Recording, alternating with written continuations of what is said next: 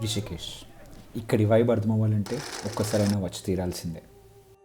నువ్వు వినాలే కానీ ఇక్కడ గాలి కూడా మాట్లాడుతుంది. ఆ గాలికి మనకున్న టెన్షన్స్ అన్నీ ఎగిరిపోతాయి.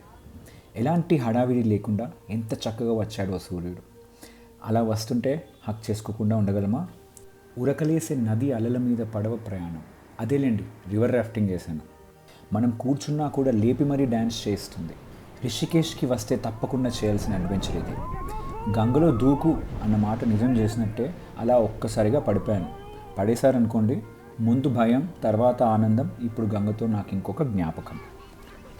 ఒక నాస్తికుడినైన నాకు స్పిరిచువాలిటీని పరిచయం చేసిన నగరం ఇది. గంగ పట్ల కొంతమందికి ఉన్న భక్తి చూసి నాలో లోతైన భావన కలిగింది. ఇలాంటి దృశ్యాలు రిషికేశ్లో ఎన్నో కనిపిస్తాయి. ఎంత ప్రశాంతంగా ఉందో అని అనిపించే లోపే ఇది చూడండి. గంగలో మునిగితే కాదు, అందులో పడిన ప్లాస్టిక్ తీస్తే, అసలు పడేయకపోతే పుణ్యం వస్తుందని ఎవరైనా స్వామీజీ చెప్తే బాగుండు. గంగ ఇచ్చే న్యాచురల్ హై ఉన్నా కూడా ఇంకా వేరే రకాల హైలు వెతికే మానసిక రోగులు కూడా ఉంటారు. ఏం చేస్తాం? మొత్తానికి ఇదండి నేను రిషికేశ్లో చేసింది.